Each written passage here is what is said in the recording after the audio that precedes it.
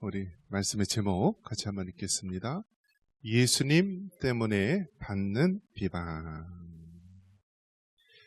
기독교의 역사는 어떤 면에서 보면은 고난의 역사, 순환의 역사이기도 합니다.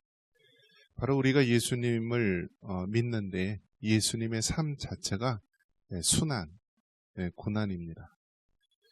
예수님이 이 땅에 태어났을 때 예수님을 반겨주거나 맞이할 수 있는 곳이 없었습니다. 그래서 결국 어떻게 되었나요? 예수님이 태어나신 곳은 짐승이 거하는 그 마국간 짐승의 밥그릇 구유에서 태어난 것입니다. 우리가 말은 이제 그럴듯하게 이야기하고 또 크리스마스 때 예수님이 태어난 그 말 구유를 우리가 아주 멋있게 표현하고 있지만 실상은 어떻습니까? 짐승의 배변이 돌아다니고요. 냄새가 가득하고 벌레들도 있고요. 정말 얼마나 열악한 곳입니까? 그래서 예수님은 태어났을 당시 때서부터 이 땅에 반겨주는 사람이 없었고 허름하고 더러운 그러한 마국간에서 태어나시게 됩니다. 예수님의 그 삶을 보면은 목수의 아들입니다. 목수의 아들. 그러니까 예수님의 직업은 목수입니다. 목수. 여러분 목수가 나무를 다루는 직업이죠. 근데 제 주변에 보니까요, 목수이신 분들 대부분 일하는 사람들 보면은요, 손가락이 10개가 안 되는 분들이 많더라고요. 이게 딱 수백 번 수천 번 조심을 해도요, 그냥 까딱 잘못하면은 그냥 손가락이 날아가고 없는 거예요. 그래서 이 목수라는 직업이 좋은 점도 있고 나쁜 점도 있지만 분명한 것은 험하고 또 어려운 직업이면은 틀림이 없습니다. 대부분 이제 악수를 하고 이렇게 인사를 나누면은요, 이 손을 잡는 그 감촉으로요, 그 사람이 무슨 직업인지 착 나타나요. 손을 악수를 탁 하는 순간, 이분은 어떤 직업이겠구나. 이분은 어떤 직업이겠구나. 제 손을 만져보신 분은 어떤 느낌이 들죠? 직업이? 적어도 목수는 아니겠구나. 그런 생각이 들겠죠? 목수의 직업은 다 손에 상처도 많이 있고요. 굳은 살이 많이 있었을 것입니다. 또 예수님은 이제 가족사를 보면 육신의 부모님 보면은 아버지 요셉과 어머니 마리아가 있는데 아버지 요셉이 일찍 죽었던 것으로 보고 있습니다. 그리고 어머니 마리아가 있고요. 또 스라의 이제 육신의 그 동생들이 있죠. 남동생만 4명, 여동생은 1명 이상. 이 카톨릭에서는 이를 부인하지만은 성경에는 그 이름이 다 나와 있잖아요. 예수님의 육신의 동생. 그러니까 혼자 가장이었습니다. 가장. 어릴 때서부터 가장이고요. 과거에는 그런 팔레스틴 지역에서는 여자가 할 수 있는 직업이 없어요. 여자가 할 수 있는 직업은 국어를 한다든지 정말 어디 가서 몸을 판다든지 살 수 있는 직업이 없는 거예요. 그런 험악한 상황 가운데서 예수님은 홀어머니와 또 이 동생들을 돌보는 그러한 가장의 역할을 감당했던 것입니다. 몇 살 때까지 했습니까? 공생애를 살기 직전까지 30살까지 한 거예요. 30살까지 있다가 마지막 이 3년의 공적 생애를 사셨는데요. 예수님은 그 마지막 이 순간까지도 어떤 삶을 사셨죠? 육신적으로 보면 가장 고통받는 그런 삶을 사신 거예요.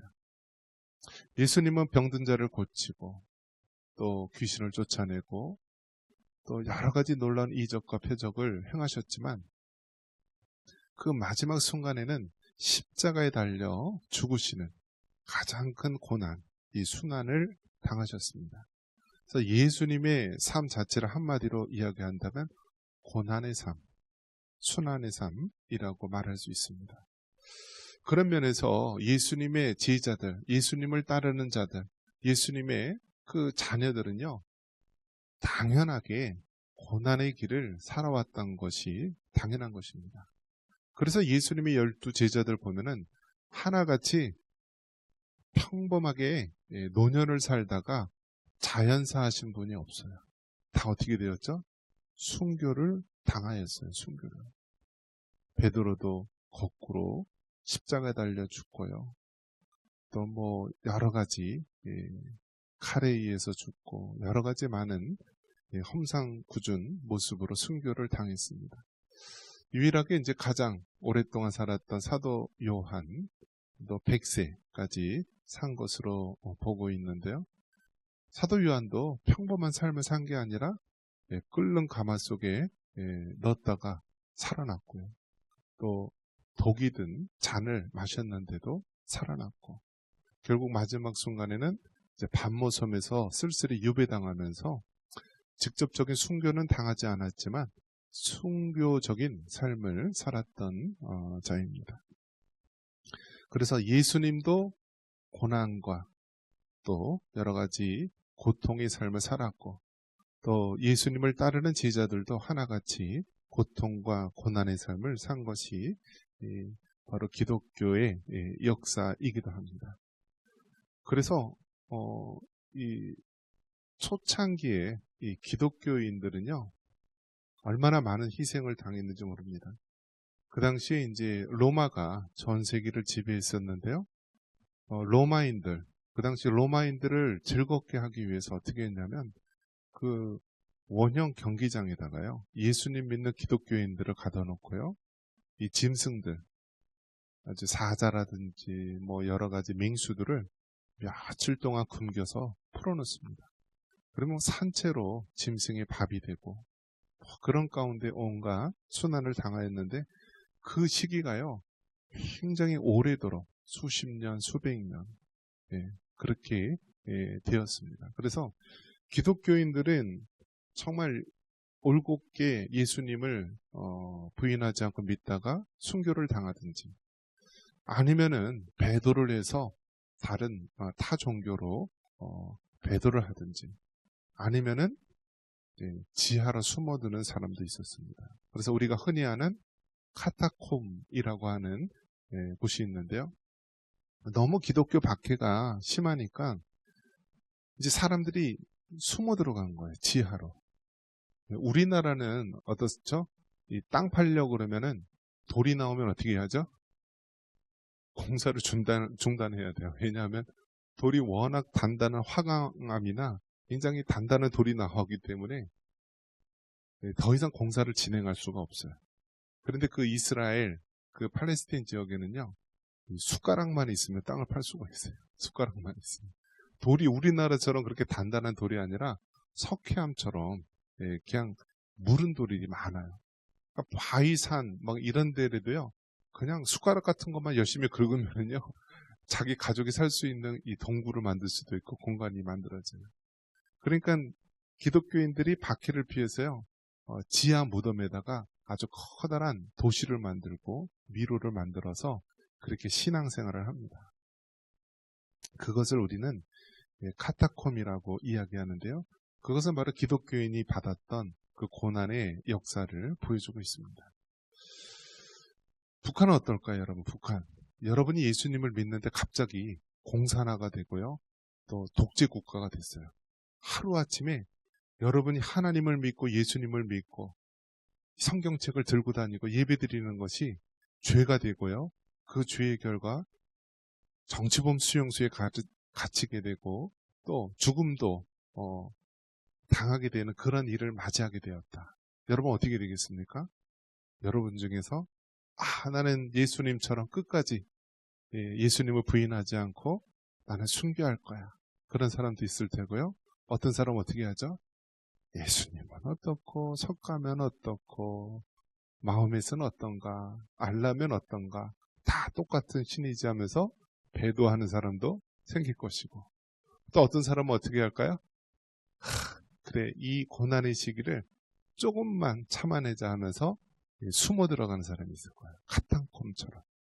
그래서 대부분 어디로 숨어들죠? 지하로 숨어들잖아요. 지하로. 그래서 실제로 북한에서 있었던 일인데요. 북한에서 이제 고속도로, 도로 공사를 하는 중에요. 갑자기 우르르 하면서 땅이 꺼지면서 이 어떤 그 카타콤처럼 이 지하 시설이 발견이 된 거예요. 봤더니 이 기독교인들이 따로 숨어서 산속에 숨어들어서요. 그렇게 신앙을 지키려고 그렇게 공동체 생활을 한 거예요. 그러니까 전쟁이 끝난 이후, 6.25 전쟁이 끝난 이후 뭐 10년, 일단 10여 년 이상일 거예요. 그렇게 시간이 지나면서 그들은 끝까지 신앙을 지키려고 그렇게 산속이나 어디 그런 데 숨어 들어가서 그렇게 생활을 했던 거예요. 그러다가 막 도로 공사가 나고 막 그러면서 결국 발각이 되어서 거기 있는 많은 사람들이 죽기도 하고 감옥에 갇히기도 했다라는 그런 이제 탈북자의 증언도 있었습니다. 결국 우리가 이 땅에 사는 그리스도인의 삶은요, 고난의 삶, 순환의 삶, 예수님을 잘 믿으려 하면 할수록 더 많은 세상의 탄압과 고통을 받는 것이 이 땅의 삶입니다. 왜 그렇습니까? 바로 사탄이 공중의 권세 잡은 자로서 이 세상을 지배하기 때문에 그런 거예요. 초대교회 때 그 로마의 황제가 아주 네로 황제라든지 아주 기독교인들을 잔혹하게 죽이고 탄압했던 그런 황제들이 있었는데요. 그 초대교회뿐만이 아니라 오늘날에도 얼마나 많은 사람들이 순교를 당하고요. 죽임을 당하는지 모릅니다. 그 이유는 단 하나, 예수님을 믿는다는 이유로 죽임을 당합니다.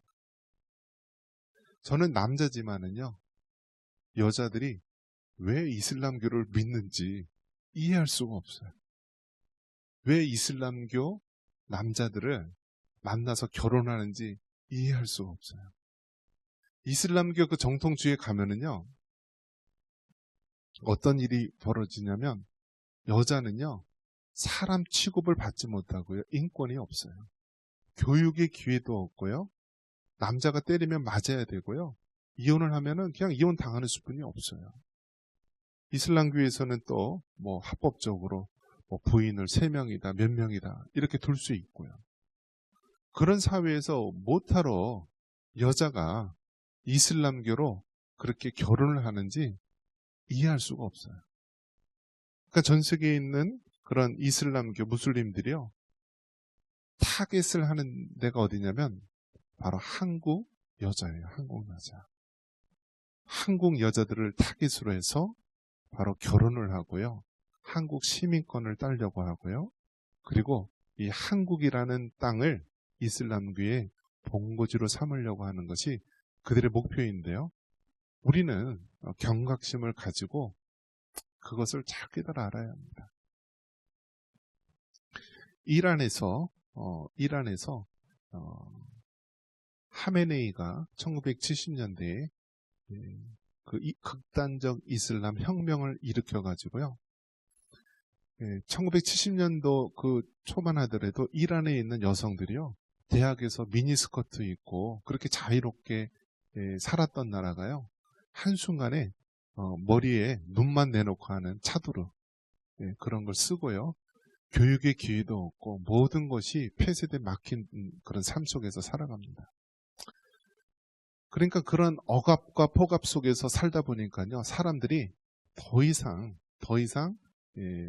살 수가 없어서 이제 데모를 하고 자유를 위해서 외칩니다. 그래서 그 이슬람 극단주의 그런 세력들에 대해서 항거하면서 시민운동이 일어났는데요.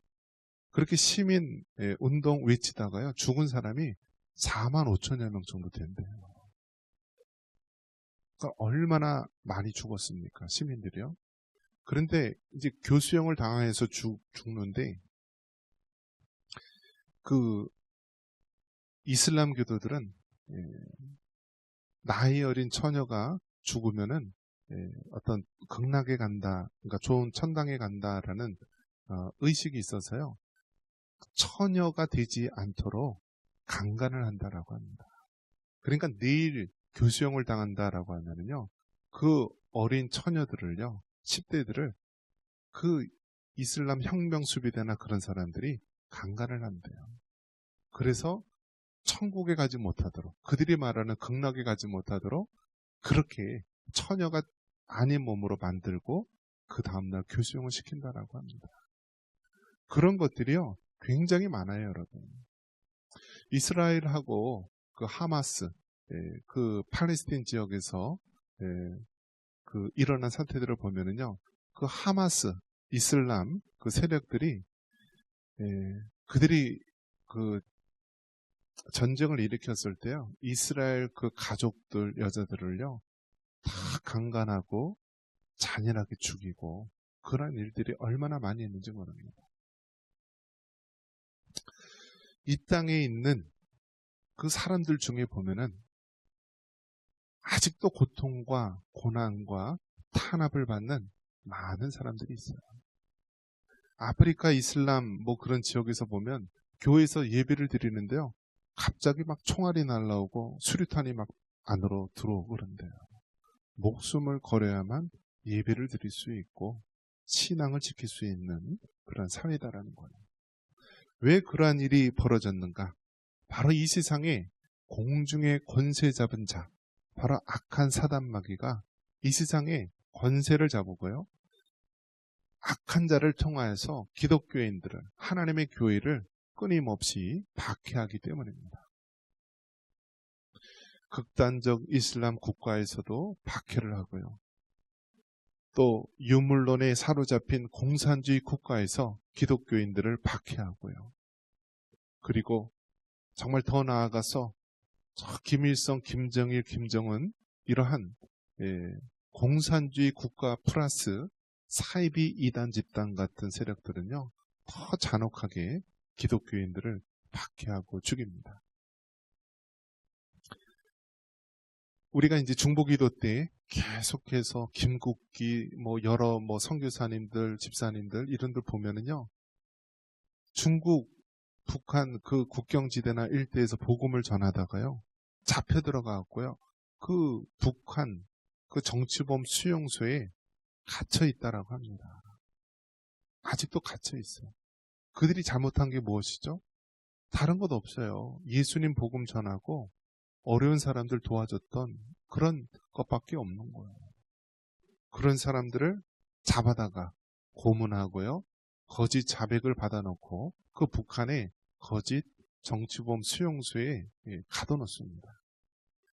근데 한국 사람이라 할지라도 한국계 미국인들은 미국의 어떤 파워를 통하여서 그 정치범 수용소에서 나온 사람들이 있는데요, 그들 이야기를 보면은요 하루도 살기 힘들다라고 이야기합니다.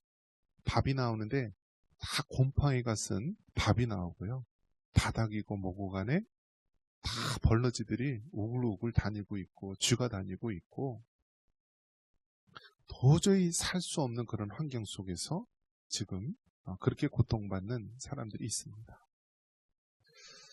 자, 이러한 것들, 우리가 이러한 모습들을 바라보면서 예수님 때문에 받는 고난, 받는 비방들, 우리가 그것을 기억을 하고 나의 잘못이 아니라 예수님 때문에 받는 비방은 우리가 오히려 감사하고 또 기쁨으로 받아야 됩니다. 왜 그렇습니까? 초대교회 때에서부터 예수님 또 그 제자들, 많은 믿음의 선진 때에서부터 그 신앙을 지키기 위해서 얼마나 많은 고통과 비방을 받았는지 모릅니다. 그래서 오히려 우리가 예수님 믿고 잘 되고 흥하고 배부르고 따뜻하다고 하는 것은 오히려 예수님의 그 기독교 정신과 거리가 먼 것일 수도 있어요. 오히려 예수님 때문에 고난받는 그 삶이 더 많았던 것이 바로 기독교의 역사이기도 합니다. 이제 앞으로 어떤 시대가 열리겠습니까, 여러분? 과거에는요, 공산주의자들 또 여러 가지 악한 무리들이요, 잠수함을 타고 저 동해나 서해나 이렇게 침투해가지고 와서 무장공비들이 간첩들이 접선을 해서요. 이 나라를 전복시키려 했는데요. 지금은 어떻게 온다고요? 네, 비행기 타고 인천공항으로 떳떳이 들어와요. 그리고 그 사람들 다 이중국적이라서 중국 국적, 한국계, 조선족계, 중국 국적을 가지고 와요. 그러면 그 사람들 우리나라 현행법으로는요. 중국 사람들을 간첩죄로 처벌할 수가 없대요.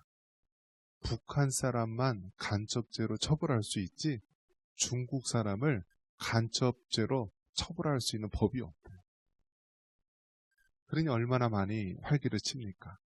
간첩을 찾는 모든 이 기관들은 다 지금 쇠퇴하고 여러 가지 어려운 상황 가운데 있는데요. 그런 사람들이 지금 어떤 식으로 하냐면 다 정치적으로 법을 만드는 쪽으로 들어간다라고 합니다. 그래서 온갖 악법을 만드는데 여러분 법을 만드는 그 속도가요. 상상을 초월한다라고 합니다. 우리 기독교인이나 교회들이요. 악법들을 막기 위해서 그렇게 힘들게 나가서 외치고 막고 또 여러 가지 전화라든지 설문이라든지 인터넷 통화해서 그렇게 노력을 하는데요. 악법들이 그 분기마다 쏟아져 나오는데 수백 개, 수천 개가요. 계속 나와요. 이 말은 무슨 뜻이죠? 어딘가 악한 세력들이요. 법을 계속 만들고 있는 거예요. 단지 그 국회의원 이름을 들고요. 그냥 악법들을 계속 만들어내는 거예요. 이름만 조금 바꾸고 말만 조금 바꾸고 해서 계속해서 만드는 거예요. 동성애에 관련된 이 법도요. 2000년서부터 시작해서 20여 년 동안 계속 다른 이름으로 또 만들고 해서 계속해서 악법을 만듭니다. 이제 우리 어른 세대들, 나이 든 세대들이 이제 물러나면 여러분 어떻게 되겠습니까? 이제 그 법들이요. 막아낼 수가 없어요.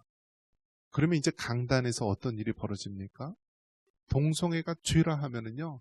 이제 그 말할 때마다 2천만 원씩 벌금을 내게 되고 1년이면 수억 원의 벌금을 내야 되고 아니면 교회 문을 닫아야 되는 시대가 오는 것입니다.